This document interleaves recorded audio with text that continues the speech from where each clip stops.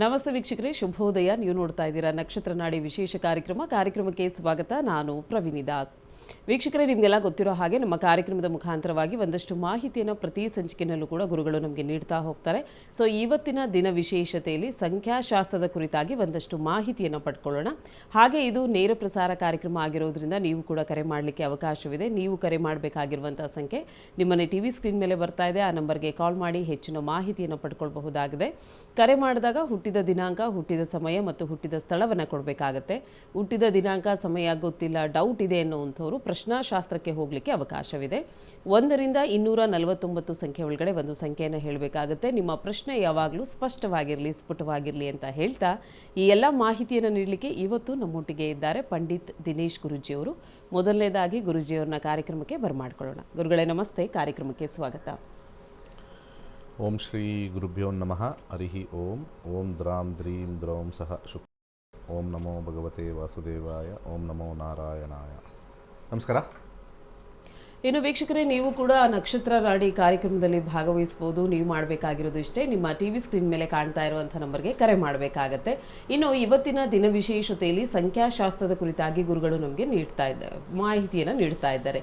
ಈ ಸಂಖ್ಯಾಶಾಸ್ತ್ರ ಅಂದರೆ ಏನು ಅಂದರೆ, ಇತ್ತೀಚಿನ ದಿನಗಳಲ್ಲಿ ಈ ಸಂಖ್ಯಾಶಾಸ್ತ್ರ ಅನ್ನುವಂಥದ್ದು ಸ್ವಲ್ಪ ಫೇಮಸ್ ಆಗ್ತಾ ಇದೆ ಎಲ್ಲ ಕಡೆನೂ ಕೂಡ. ಸೊ ಸಂಖ್ಯಾಶಾಸ್ತ್ರದ ಪ್ರಕಾರವಾಗಿ ಒಂದಷ್ಟು ಕಾರ್ಯಗಳನ್ನು ಮಾಡೋದಕ್ಕೆ ಮುಂದಾಗ್ತಾ ಇದ್ದಾರೆ. ಹಾಗಿದ್ರೆ ಈ ಜ್ಯೋತಿಷ್ಯ ಶಾಸ್ತ್ರಕ್ಕೂ ಸಂಖ್ಯಾಶಾಸ್ತ್ರಕ್ಕೂ ಏನು ವ್ಯತ್ಯಾಸವಿದೆ, ಸಂಖ್ಯಾಶಾಸ್ತ್ರ ಅಂದರೆ ಏನು, ಇದರ ಕುರಿತಾಗಿ ಇವತ್ತಿನ ಸಂಚಿಕೆಯಲ್ಲಿ ಗುರುಗಳು ನಮಗೆ ಒಂದಷ್ಟು ಮಾಹಿತಿಯನ್ನು ನೀಡ್ತಾ ಹೋಗ್ತಾರೆ. ಅದಕ್ಕಿಂತ ಮುಂಚಿತವಾಗಿ ಕಾರ್ಯಕ್ರಮದಲ್ಲಿ ಒಂದು ಕರೆ ಸಿದ್ಧವಾಗಿದೆ, ನೋಡೋಣ. ನಮಸ್ತೆ. ನಮಸ್ತೆ. ಯಾವೂರಿಂದ ಕರೆ ಮಾಡ್ತಿದ್ದೀರಾ? ನಾವು ರಾಮನಗರದಿಂದ. ಯಾರ ಬಗ್ಗೆ ಕೇಳಬೇಕಾಗಿತ್ತು? ನಮ್ಮ ಮಗಳ ಬಗ್ಗೆ. ಮಗಳ ಬಗ್ಗೆ ಕೇಳಬೇಕಿತ್ತಾ? ಓಕೆ. ಹುಟ್ಟಿದ ದಿನಾಂಕ, ಸಮಯ ಗೊತ್ತಿದೆಯಾ? ಗೊತ್ತು. ಹೇಳಿಮ್ಮ. 28 28 3 2003. 2003. ಟೈಮಿಂಗ್ಸ್ ಹೇಳಿ. ಟೈಮು ಬೆಳಿಗ್ಗೆ 5:35. ಇನ್ನೊಮ್ಮೆ ಹೇಳಿ. ಬೆಳಿಗ್ಗೆ 5:35. ಬೆಳಗ್ಗೆ 5:35. ಓಕೆ. ಯಾವ ಊರಲ್ಲಿ ಹುಟ್ಟಿರೋದು? ರಾಮನಗರ.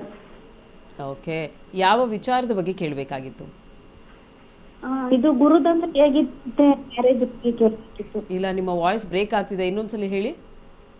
ಗುರುದಶ ಬಗ್ಗೆ ಮತ್ತೆ ಮ್ಯಾರೇಜ್ ಬಗ್ಗೆ ಕೇಳಬೇಕು. ಮದುವೆ ವಿಚಾರ ಬಗ್ಗೆ ಹೇಳ್ತಾರೆ ಗುರೂಜಿಯವರು. ಯಾವುದಾದ್ರೂ ಒಂದು ವಿಚಾರವಾಗಿ ಹೇಳೋಕ್ಕೆ ಅವಕಾಶವಿದೆ. ಓಕೆ, ಗುರೂಜಿ ಒಟ್ಟಿಗೆ ಮಾತಾಡಿ. ನಮಸ್ತೆ ಗುರುಜಿ. 2031 ರಾಹು ದಶೆ ಇದೆ ಅಲ್ವಾ? ಹೌದು ಗುರುಜಿ. ಆಮೇಲೆ ಗುರುದಶೆ ತಾನೇ? ಕೇಳಬೇಕು ಅಂತ ಹೇಳಿದ್ರು. ಗುರುದಶೆ ಕಾಂಬಿನೇಷನಲ್ಲಿ ನಾರ್ಮಲ್ ಆಗಿದೆ. ಆದರೆ ಗುರುದಶೆಯಲ್ಲಿ ವಿವಾಹ ಆಗೋದು ಸ್ವಲ್ಪ ವಿಳಂಬ. ಏಕೆಂದರೆ ವಿಳಂಬದ ವಿಚಾರವಾಗಿ ನಾವು ನೋಡಬೇಕು ಅಂದರೆ ಜಾತಕದಲ್ಲಿ ಆ ವಿಳಂಬದ ವಿಚಾರವಾಗಿ ನೋಡಬೇಕು ಅಂತಂದರೆ ಯಾವಾಗಲೂ ಕೂಡ ಅಲ್ಲಿ ಮುಂದಿನ ದಶ ನೋಡಿದಾಗ ಇನ್ನೂ 21 ವರ್ಷ, 21ಕ್ಕೆ ಇನ್ನೊಂದು 5 ವರ್ಷ ಆ್ಯಡ್ ಮಾಡಿದ್ರೆ 26 ವರ್ಷ. 26 ವರ್ಷದಲ್ಲಿ ಬರ್ತಕ್ಕಂಥ ಒಂದು ವಿಚಾರದಲ್ಲಿ 4-1-12 ಅಂದರೆ ಇದು ವಿಳಂಬ ಅಂತ ಫಸ್ಟ್ ಹೇಳಿಬಿಡುತ್ತೆ. ನಾವು ವಿವಾಹ ವಿಳಂಬನ ತುಂಬ ಈಸಿಯಾಗಿ ಕಂಡುಹಿಡಿಬೋದು. ಈ ದಶ ಮತ್ತು ಮುಂದಿನ ದಶ ನೋಡ್ಕೊಂಬಿಟ್ರೆ ಆಯಿತು. ಈಗಿರೋ ದಶ ಮತ್ತು ಮುಂದಿನ ದಶ ಎರಡರಲ್ಲೂ ನಾವು ನೋಡ್ಕೊಂಬಿಟ್ರೆ ಈಸಿಯಾಗಿ ನಮಗೆ ಇದು ವಿಳಂಬ ಆಗುತ್ತಾ ಬೇಗ ಆಗುತ್ತಾ. ದಶ ಟು ದಶ ನೋಡಬೇಕು. ಎಷ್ಟೋ ಜನಕ್ಕೆ ಜ್ಯೋತಿಷ್ಯ ವಿಳಂಬ ಯಾವುದು ಬೇಗ ಯಾವುದು ಅಂತ ತಿಳ್ಕೊಳ್ಳೋಕ್ಕೆ ಮಾದರಿನೇ ದಶಾಭುಕ್ತಿ, ಟೈಮಿಂಗ್. ಯಾಕಂದ್ರೆ ದಶ ಅಂದ್ರೇ ಟೈಮಿಂಗ್ ಇರ್ತಕ್ಕಂಥದ್ದು. ಸೊ ವಿವಾಹದಲ್ಲಿ ಸಮಸ್ಯೆ ಆಗ್ತಕ್ಕಂಥ ವಿಚಾರಗಳು ಎಲ್ಲ ದಶಾನೇ ಹೇಳೋದು. 7ನೇ ಮನೇಲಿ ಕೂತಿರ್ತಕ್ಕಂಥ ಶನಿ, 7ನೇ ಮನೇಲಿ ಕೂತಿರ್ತಕ್ಕಂಥ ರಾಹು, 7ನೇ ಮನೇಲಿ ಕೂತಿರ್ತಕ್ಕಂಥ ಕೇತು, ಅಥವಾ 7ನೇ ಮೇಲೆ ಕೂತಿರ್ತಕ್ಕಂಥ ಸೂರ್ಯ, ಇಂಥ ವಿಚಾರಗಳನ್ನು ಅನೇಕ ಜನರು ಹೇಳ್ತಕ್ಕಂಥದ್ದು ವರ್ಕ್ ಆಗಲ್ಲ. ಯಾಕೆ ಅಂದರೆ ಒಂದು ತಿಳ್ಕೊಳ್ಳಿ, ಜ್ಯೋತಿಷ್ಯ ಶಾಸ್ತ್ರ ಹೇಳ್ತಕ್ಕಂಥ ಎಲ್ಲರೂ ಕೂಡ ಕುಂಡಲಿಲಿರ್ತಕ್ಕಂಥ ಗ್ರಹ ನೋಡ್ಕೊಂಡು ಹೇಳ್ತಾರೆ ಹೊರತು ಈಗ ನಡೀತಾ ಇರ್ತಕ್ಕಂಥ ಪ್ರಸ್ತುತ ನಡೀತಾ ಇರ್ತಕ್ಕಂಥ ವಿಚಾರನ ಹೇಳ್ತಾರೆ. Very important. ಎರಡನೇ ವಿಚಾರ, ಕುಂಡಲಿಯಲ್ಲಿ ತಪ್ಪುಗಳನ್ನು ಕಂಡುಹಿಡಿಯೋಕ್ಕೆ ಹೋಗ್ತಾ ಇದ್ದಾರೆ. ಅದು ಭಾಳ ಇಂಪಾರ್ಟೆಂಟ್ ಆಗಿರ್ತಕ್ಕಂಥದ್ದು. ತುಂಬ ಜನ ತಪ್ಪುಗಳು ಕಂಡುಹಿಡಿತಾರೆ. ಸೊ ಹಾಗೆ ಎಲ್ಲ ವಿಚಾರದಲ್ಲೂ ಕೂಡ ನಾವು ದಶಾಭುಕ್ತಿ ಮೇಲೇ ನಾವು ನೋಡಬೇಕು. ಮುಂದಿನ ಕರೆಗೆ ಹೋಗೋಣ. ಓಕೆ. ಎಸ್, ಕಾರ್ಯಕ್ರಮಕ್ಕೆ ಕರೆ ಮಾಡಿದ್ದಕ್ಕಾಗಿ ಧನ್ಯವಾದಗಳು. ಇನ್ನೊಂದು ಕರೆ ಇದೆ. ನಮಸ್ತೆ. ನಮಸ್ತೆ ಮೇಡಮ್. ಯಾವ ಊರಿಂದ ಕಾಲ್ ಮಾಡ್ತಿದ್ದೀರಾ? ತುಮಕೂರು ಮೇಡಮ್. ಓಕೆ, ಯಾರ ಬಗ್ಗೆ ಕೇಳಬೇಕಾಗಿತ್ತು? ನನ್ನ ಬಗ್ಗೆನೇ ಕೇಳಬೇಕಿತ್ತು. ಹುಟ್ಟಿದ ದಿನಾಂಕ, ಸಮಯ ಹೇಳಿ ಸರ್. 27/2/96 ರಾತ್ರಿ 11:35. ಓಕೆ, ಯಾವ ಊರಲ್ಲಿ ಹುಟ್ಟಿರೋದು? ತುಮಕೂರು. ಓಕೆ, ಯಾವ ವಿಚಾರದ ಬಗ್ಗೆ ಕೇಳಬೇಕಾಗಿತ್ತು? ಮದುವೆ ಯಾವಾಗ ಆಗುತ್ತೆ ಅಂತ ಕೇಳಿ. ಮದುವೆ ವಿಚಾರವಾಗಿ. ಓಕೆ, ಗುರುಜಿಯೊಟ್ಟಿಗೆ ಮಾತಾಡಿ. ಇದು ಜಗತ್ತಲ್ಲೇ ಒಂದು ದೊಡ್ಡ ಸುಳ್ಳು ನೀವು ಕೇಳಿರೋ ಪ್ರಶ್ನೆ. ಕೇಳಿಸ್ತೇನಮ್ಮ? ಕೇಳಿಸ್ತಾ ಇಲ್ವಾ? ಇನ್ನೂ ಎದ್ದಿಲ್ವಾ? Good morning. ಕೇಳಿಸ್ತು ಸರ್. ಮತ್ತು ನೀನು ಮದುವೆ ಆಗೋ ಜೋಶಲ್ಲಿ ಇರ್ಬೇಕಲ್ವ ಮದುಮಗ? ಜೋಶಲ್ಲೇ ಇಲ್ಲ. ಮದುವೆ ಅಂತಕ್ಕಂಥದ್ದು ಹುಡುಗ ಹುಡುಗಿ ಬರ್ತಾ ಇದ್ದಾಳೆ, ನಾವು ನೋಡ್ತಾ ಇದ್ದೀವಿ. ಹಾಂ ಸರ್. ಡಿಸಿಷನ್ ಮ್ಯಾರೇಜ್ ಟೈಮ್ ಯಾವಾಗ ಆಗುತ್ತೆ ಅನ್ನೋದು ನಿಮ್ಮ ಡಿಸಿಷನ್ ಮೇಲೆ ಇರುತ್ತೆ. ಹಾಂ. ಜಾತಕ, ದೇವರು ಅಥವಾ ಕುಂಡಲಿ ಅವಕಾಶಗಳನ್ನು ಕೊಡುತ್ತೆ. ನಾವು ಬೆಸ್ಟ್ ಬೇಕು ಅಂತಂದಾಗ ಬೆಸ್ಟ್ ಅಂತ ಯಾವುದೂ ಇಲ್ಲ. ನಾವು ಬೆಸ್ಟ್ ಮಾಡ್ಕೋಬೇಕೆಲ್ಲನೂ, ಎಸ್ಪೆಷಲಿ ಮದುವೆಯಲ್ಲಿ. ಬೆಸ್ಟ್ ಬೇಕು ಅಂತಂದಾಗ ನಮಗೆ ಸಮಯ ಹೇಳೋಕ್ಕಾಗೋದಿಲ್ಲ ಅಲ್ವಾ? ನಿಮಗೆ ಯಾವ್ದು ಬೇಕು ಅಂತ ಹೆಂಗೆ ನಾವು ಡಿಸೈಡ್ ಮಾಡ್ಬೋದು? ಗ್ರಹಗಳು ಒಂದು ಹುಡುಗಿನ ಕೊಡೋಕ್ಕೆ ರೆಡಿ ಇದೆ. ನೀವು ಇಂಥದ್ದೇ ಹುಡುಗಿ ಬೇಕು ಅಂದರೆ ಏನು ಮಾಡೋದಮ್ಮ? ಕೇಳಿಸ್ತಾ? ಹಾಂ ಸರ್. ಸೆಲೆಕ್ಟಿವ್ ಏನಿಲ್ಲ. ಸೆಲೆಕ್ಟಿವ್ ಇಲ್ವಾ? ಮತ್ತು ಎಷ್ಟು ಬಂತು ಇಲ್ಲಿವರೆಗೂ? ಹಾಂ, ಎಷ್ಟು ಹುಡುಗಿರು ಬಂದಿದ್ದೀರಿ ಇಲ್ಲಿವರೆಗೂ?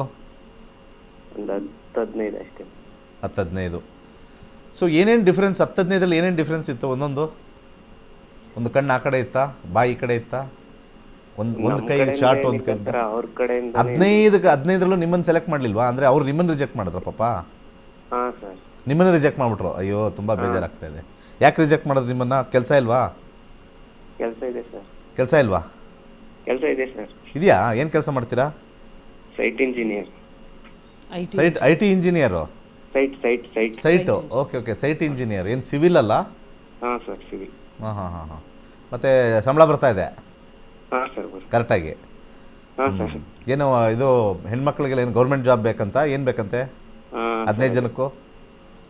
ಗೌರ್ಮೆಂಟ್ ಜಾಬು ಅಲ್ಲ, ಅವ್ರ ಎಕ್ಸ್ಪೆಕ್ಟೇಷನ್ ಏನು? ಅದೇ ಸರ್, ಗೌರ್ಮೆಂಟ್ ಜಾಬು. ಆ ಥರ ಕೇಳ್ತಾರೆ. ಈಗ ಹೆಂಗೆ ಹುಡ್ಕೊಂಬರೋಣ? ಅದು ಜ್ಯೋತಿಷ್ಯದಲ್ಲಿ ಗ್ರಹಗಳಲ್ಲಿ ಹೆಂಗೆ ಹುಡ್ಕೊಂಬರುತ್ತವೆಲ್ಲ ಟೈಮಿಂಗು? ಓಕೆ, ಹೇಳೋಣ. ಇದರಲ್ಲಿ ಯಾವಾಗಲೇ ಆಗಲಿ ದಶದಲ್ಲಿ ಬರ್ತಕ್ಕಂಥ ಕಾಂಬಿನೇಷನಲ್ಲಿ 5, 2 ಎಲ್ಲ ಬಂದಾಗ ಅವಕಾಶಗಳು ಕೊಡುತ್ತೆ. ಸಮಾಜದಲ್ಲಿರ್ತಕ್ಕಂಥ ಸಮಸ್ಯೆಗೆ ಗ್ರಹಗಳೇನು ಮಾಡ್ತವೆ? ಸಮಾಜದ ಬದಲಾವಣೆಗೆ ಗ್ರಹಗಳೇನು ಮಾಡ್ತವೆ? It provides opportunity, it doesn't provide facility.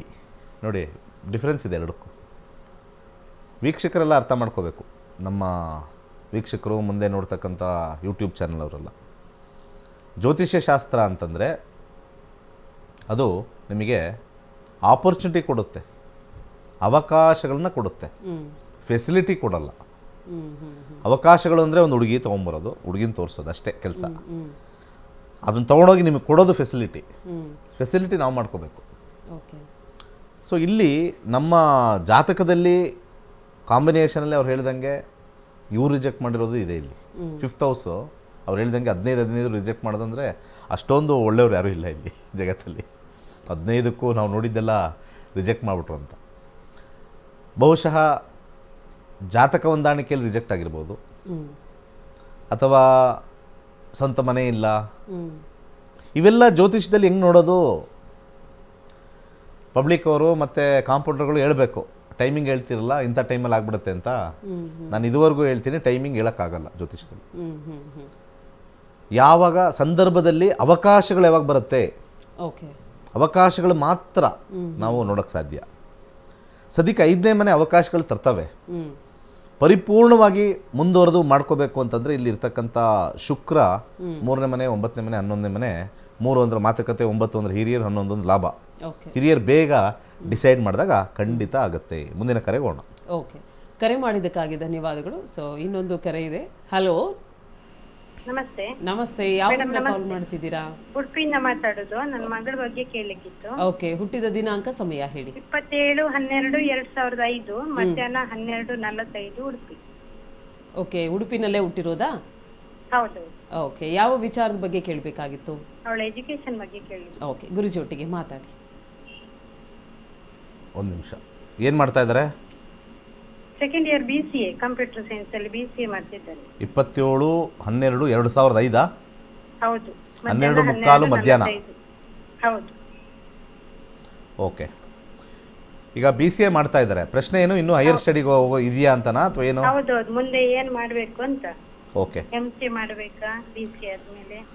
ಶನಿಯ ದಶ ನಡೀತಾ ಇದೆ, ಅವಕಾಶಗಳು ಕೊಡುತ್ತಾ ಅಂತ ಇದು ಅಷ್ಟೇ, ಇನ್ನೇನಿಲ್ಲ. Studying is living is different. ಶನಿ ದಶದಲ್ಲಿ 2025, ಈಗ ಈ ವರ್ಷ ಮುಗಿಸ್ತಾರಾ? ಆಗಸ್ಟ್ ಸೆಪ್ಟೆಂಬರ್ ಅಲ್ಲಿ ಆಗ್ತದೆ ಸೆಕೆಂಡ್ ಇಯರ್. ಸರಿ, ಚೆಕ್ ಮಾಡ್ಬಿಟ್ಟು ಒಂದು ವರ್ಷ ಉಂಟು. ಸರಿ, ಚೆಕ್ ಮಾಡ್ಬಿಟ್ಟು ಹೇಳ್ತೀನಿ. ಇಲ್ಲಿ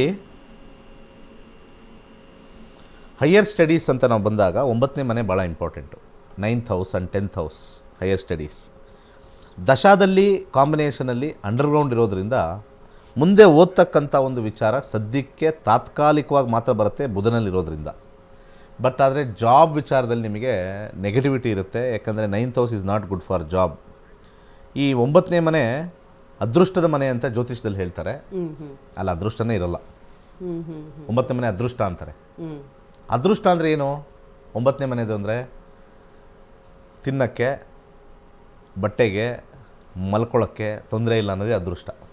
9ನೇ ಮನೆ ತುಂಬ ಜನ ತಪ್ಪು ತಿಳ್ಕೊಂಡಿದ್ದಾರೆ. 9ನೇ ಮನೆ ಅಂದಿದ ತಕ್ಷಣವೇ ಅದೃಷ್ಟ ಬಂದ್ಬಿಡುತ್ತೆ, ಅದು ಅದೃಷ್ಟದ ಮನೆ. 9ನೇ ಮನೆ ಹೌಸ್ ಆಫ್ ಲಕ್ ಅಂತಾರೆ. No, it is not house of luck at all.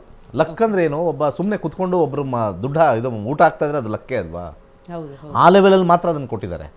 ಜನ ಏನು ತಿಳ್ಕೊಂಬಿಟ್ಟಿದ್ದಾರೆ, 9ನೇ ಮನೆ ಲಕ್ಕು, ಅದು ಲಾಟ್ರಿ ತಗೊಂಡಿದ ತಕ್ಷಣ ಕೋಟಿಗಳು ಬಂದ್ಬಿಡುತ್ತೆ.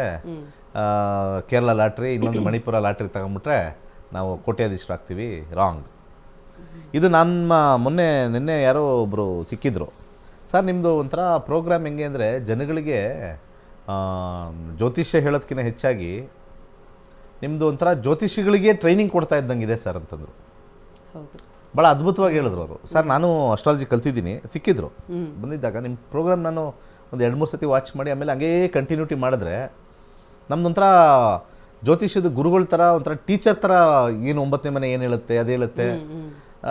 ನಾವು ತುಂಬ ಕಲಿಬೇಕು ಸರ್. ನನಗೂ ಎಷ್ಟೊಂದು ಗೊತ್ತಿರಲಿಲ್ಲ. ನೀವು ಹೇಳಿದಾಗ ನಾನು 20 ವರ್ಷ ಮಾಡಿದ್ದೆ, ಬಟ್ ನಿಮ್ಮ ಥರ ಅನಾಲಿಸಿಸ್ ಬಂದಿರೋದು ನಾವೇ ಕೂತ್ಕೊಂಡು ಜ್ಯೋತಿಷರೇ ಕೂತ್ಕೊಂಡು ನಿಮ್ಮ ಪ್ರೋಗ್ರಾಮ್ ನೋಡೋ ಅಂಥ ಪರಿಸ್ಥಿತಿ ಬಂದಿದೆ ಅಂತಂದು.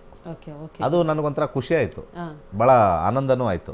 ಪರವಾಗಿಲ್ವೇ, ನಾವ್ಯಾರೋ ಪಬ್ಲಿಕ್ಕಿಗೆ ಬನ್ನಿ ಕಲೀರಿ ಅಂತ ಇದ್ದರೆ, ಕಲ್ತಿರೋರೇ 20 ವರ್ಷದವರೇ ಏನು ಹೇಳ್ತಾ ಇದ್ದಾರೆ, ಏನೋ ಹೊಸ ವಿಚಾರ ಇದೆಯಲ್ಲ, ಈ ಥರ ಇದೆಯಲ್ಲ, ಆ ಥರ ಇದೆಯಾ ಅಂತ ಹೇಳ್ತಕ್ಕಂಥದ್ದು. ಸೊ 9ನೇ ಮನೆ ಹೈಯರ್ ಸ್ಟಡೀಸ್ ಇವರಿಗೆ ಕೊಡುತ್ತೆ. 2026 ಆಗಸ್ಟ್ ಒಳಗಡೆ ಸೇರ್ತಾರೆ. ಯಾಕಂದರೆ ಆ ಕಾಂಬಿನೇಷನ್ನು ಇದೆ, ಸೇರಿಬಿಟ್ಟು ಮಾಡ್ತಾರೆ. ಬಟ್ ಆದರೆ ಜಾಬ್ ವಿಚಾರದಲ್ಲಿ ಸ್ವಲ್ಪ ಟಫ್ ಆಗುತ್ತೆ ಮುಂದೆ. ಸೊ ಸೇರಿಬಿಟ್ಟು ಯಾವ ಥರ ಮಾಡ್ತಾರೆ ಅನ್ನೋದು ಅವ್ರಿಗೆ ಬಿಟ್ಟಿರ್ತೀವಿ. ಜಾಬೇ ಇಂಪಾರ್ಟೆಂಟ್ ಅವ್ರ ಲೈಫಲ್ಲಿ.